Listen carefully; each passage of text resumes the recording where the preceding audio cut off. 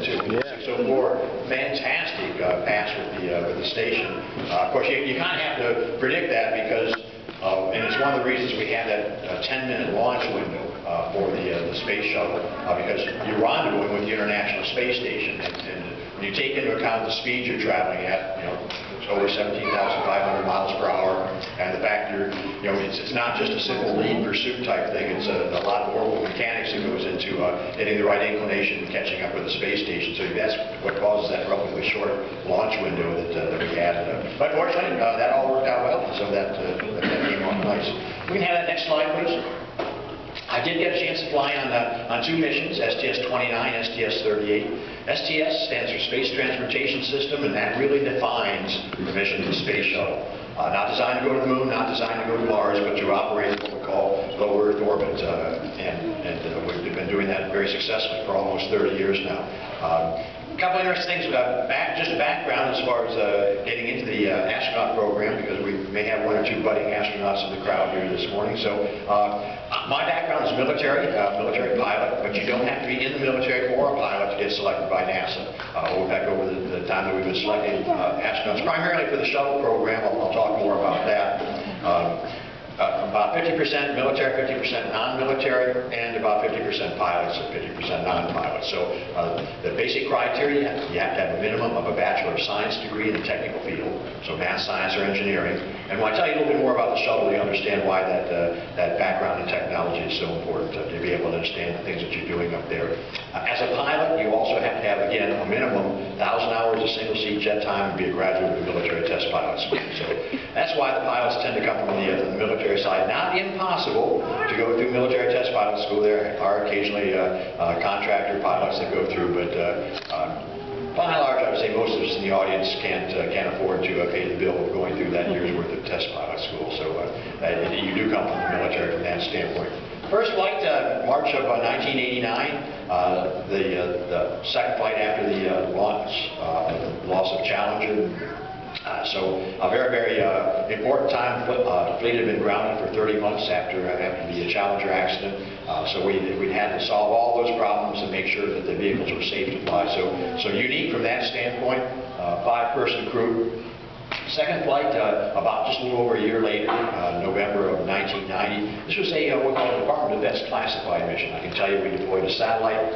Can't tell you what that satellite did. If I told you, I'd have to shoot you. So we and again, just a 5-person crew. Of course, these days we're usually launching 7 people on the flight to optimize the kinds of things that we can do on the International Space Station.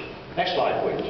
Once you get selected for the program and you go into training, let me go back real quick because I did forget, particularly with this mission, very important because we had 2 women rookies on board the crew this time, 1 Japanese astronaut and 1 U.S. astronaut. How many U.S. women had flown in space? 53 as of this last launch. That was one of the different criteria we had. Did not exist during the earlier programs. We started from shuttle selections in 1978 to select women for the program. So 53 U.S. women had flown on board the shuttle going into space. So an important part of the program. This is where we do the majority of our training, starting first to learn about the shuttle systems and do what we call nominal events, or what it takes to just basically fly from liftoff and getting into space. And I mentioned the word fly. I've got to fess up to you on this one now. We really don't fly. The computers fly. And it's basically a very sophisticated autopilot type program, if you will. And we're systems operators. We can and do train to be able to take over and manually fly during all flight phases. But if everything's working reasonably well, it's a lot easier to trust the computers. Computers and the sensor suite that we have on there can do things better than we can do. But we train for it. We spend thousands of hours of repetitious training in the shuttle cockpit, spending time again on some of the novel things, but more importantly, we joke about it, we spend 50% of our time training for the events we hope never happen, the emergency procedures. Because as you witnessed the other morning, when you lift off that vehicle, a 5 million pound vehicle with 7 million pounds of thrust, 8.5 minutes later, you're going to achieve your orbital velocity of 17,500 miles per hour and be 200 miles in space. And if something happens during that flight phase, which we refer to as dynamic flight, and trust me, it's really dynamic, but if something happens during that phase, you don't have time to scratch your head and think about it. You've got to be so well trained that between crew in the cockpit and the folks in mission control, you recognize the failure, use the redundancy management system that we have built into the shuttle. May or may not realize it, but particularly for our critical components, we have 3 levels of redundancy. We can actually fail once, fail twice, and still fly on the 3rd level of redundancy.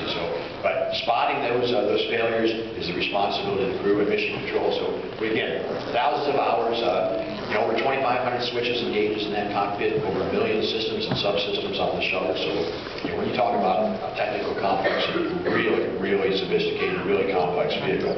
The difference in the 2 cockpits, this is the one that I flew, and you can see the 3 CRT screens here, linked to the computers and keyboards here.